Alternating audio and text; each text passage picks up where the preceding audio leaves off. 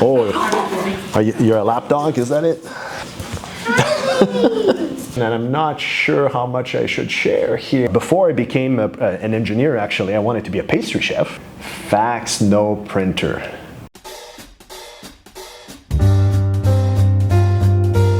So my name is Gabriel Potvin. I'm a faculty member in chemical and biological engineering.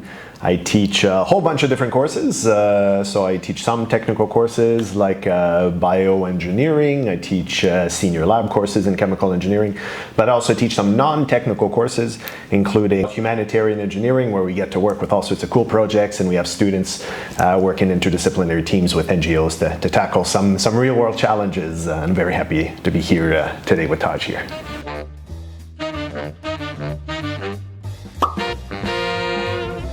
It's a great school, but more than that, I like the environment, the students. There's real kind of culture here where students are energized, and we create opportunities for them to work on all sorts of interesting projects.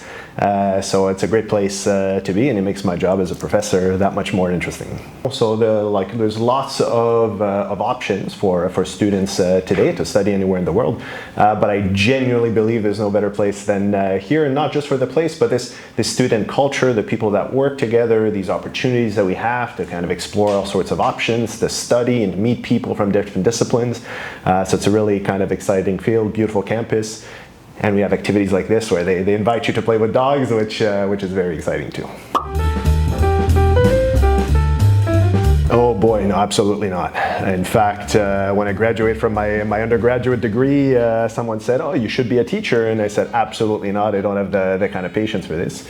But while I was in grad school, I got a lot of opportunities to both teach some courses at the university level, but do a lot of outreach in elementary and high schools, and share that enthusiasm I have for science and engineering and everything that we can do with it. And I fell in love with teaching during those opportunities.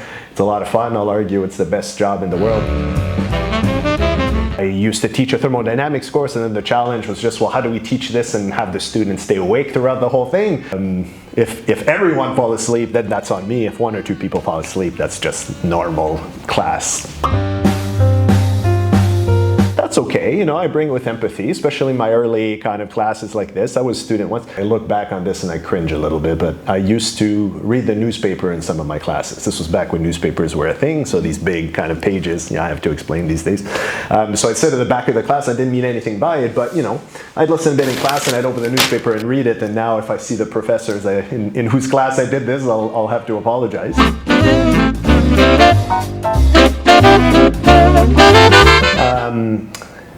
I had a student once answer a call in the middle of the lecture. The phone rang and kind of just answered and started talking. That was annoying, and to be fair, that student apologized kind of after. But worse than that, I had a student that I saw pick out his phone, kind of dial, and actually take a call kind of in the middle of my lecture. Please don't do that.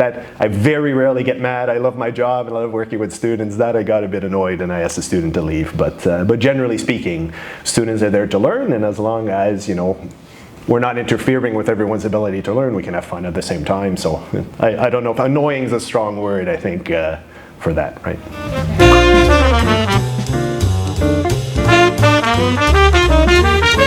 So there's a few things, but I think the main thing is just to have the mindset that you can succeed. So the material is challenging, but it's challenging for everyone. And there's no such thing as, you know, I'm not a math person or I'm not a physics person. These are just skills that you can develop. So having that mindset, I think, is the most important thing.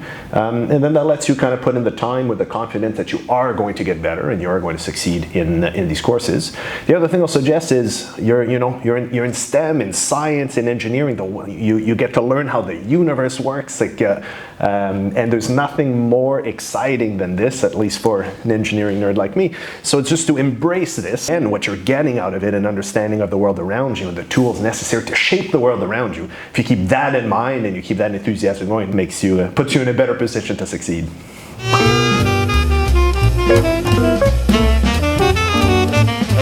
No, the whole point is to learn. So, you know, there's some there's some times where it may not be doable in the moment to answer that question, and we have some things we have to get through kind of in the day. But no, asking questions is fantastic. We want students to ask questions. We want every student to succeed and to learn the material.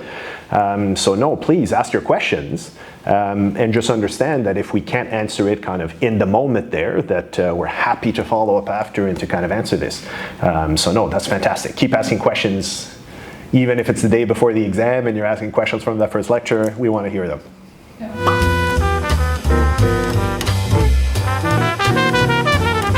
Yeah, so there's a lot of opportunities. So in STEM in particular, different research labs hire a lot of students during the summer or during the year, with opportunities to actually do real research, right, in science and engineering.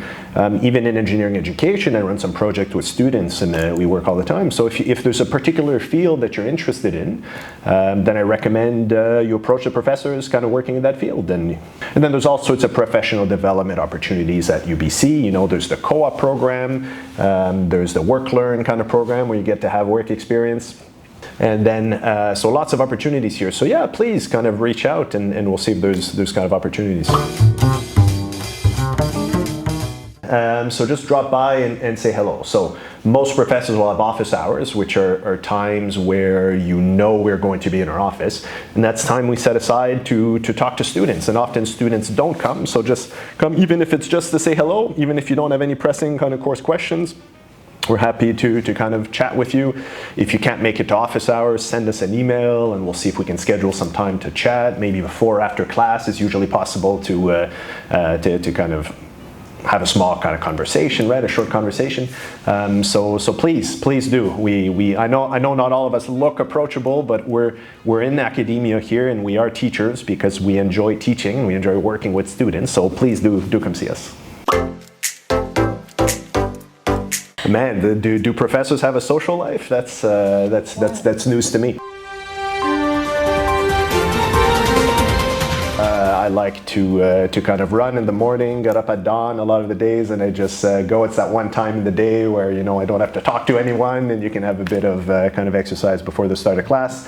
So yeah, you know, In terms of some activities I did, you know, I'm a certified scuba diver. I've gone skydiving before. You know, professors are just normal people that do normal people things. So I guess that's the best answer I can give to that at the moment. Yeah.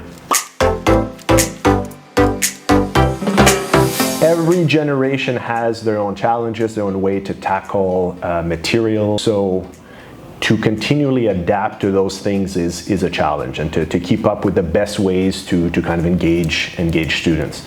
So right now we see some problems with, before we would ask students to read material and kind of interpret it, that's proving to be a bit of a challenge, and I get it, you know, packed schedule, it's a lot of work, but those abilities to kind of parse information seems like something that's I won't say lacking, but they're different than they were before. So this is something we're challenging ourselves with. And then also the use of AI tools. And I want to be clear, AI tools are fantastic. They're here to stay. We should embrace them. There are all sorts of great use for them. But they also allow for some ways to bypass learning outcomes. As a professor, I'm not giving you work because I want to make you suffer. Well, maybe a little bit, but generally not. So we're giving you these opportunities to develop skills, develop knowledge, and some of these AI tools that we have allow you to circumvent this. Well, how do we give you assignments where you cannot do this, right? Or where we get to use those tools to supplement your learning instead of circumventing the learning outcomes? That's a challenge that we have right now.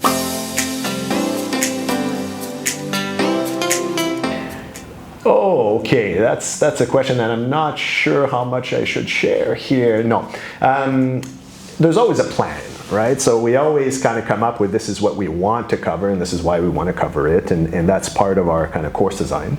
After a while, you know, I'm a big fan of going on tangents when it is kind of warranted, right? So when a student asks an interesting question, I'm perfectly happy to throw out the lesson plan and say, that's a really cool question, let's explore this and kind of work on that. So it's not like I have a script that we follow. And as for kind of planning ahead, my first year at UBC, I think that was long enough ago that I can say this on this recording and not suffer any kind of consequences.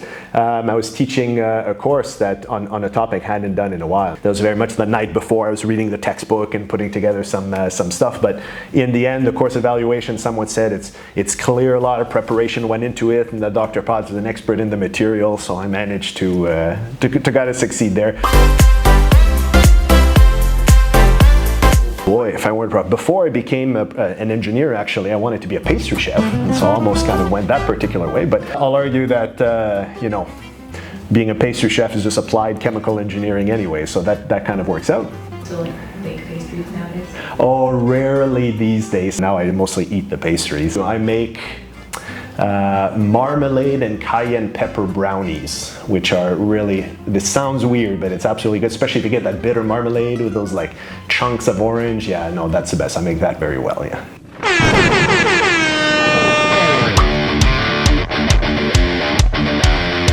Okay, I'm gonna do what I can. Okay, do you know what sus means? Suspicious, yeah, yes. That's good. What about Riz? Riz, yeah, so like charm and ability to pick up someone, yeah. Do you know where it comes from? I do not. It comes from like charisma. Charisma, that makes a lot of sense. Yeah, I should have guessed. Do you know what demure means? Demure, shy and reserved. What about aura? Like aura points? Or no, I mean the kind of halo of light around someone, but in terms of aura, maybe presence or something like that. Something good. You have a lot of kind of stage presence. No? Kind of, yeah. Class after this, I'll try those words on the students. We'll see what they say. Fax, no printer. Man, you see the gray hair here? I can't get these. I don't know what that would mean. So fax, no printer means basically like that's true. That's true. Yeah. Okay, sure. I'll take your word for it. What about cap? Cap, I think, is something that's not true. Is that right? Yeah, okay. Roman Empire is? Roman Empire.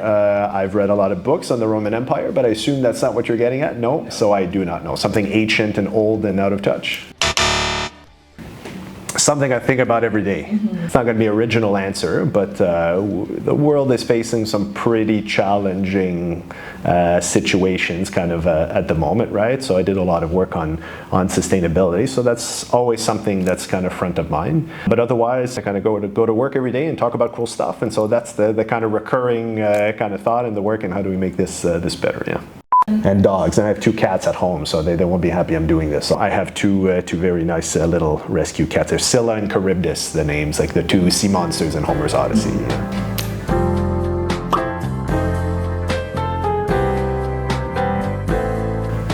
So, at the risk of saying something like follow your passion, right? Like I'll reframe this a little bit, which is I don't think there's a bad area of knowledge pursuit and development. I think that any field that you go in is worthwhile, but it's really what you make of it. So you follow what interests you, you set some goals for yourself and to what you would like to, either what you want your role in society to be, or who you want to become as a person, and you find those areas that would allow you to develop into that.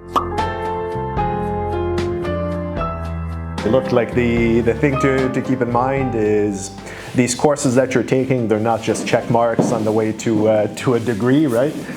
These are things you're learning and to kind of develop. It's very distracting.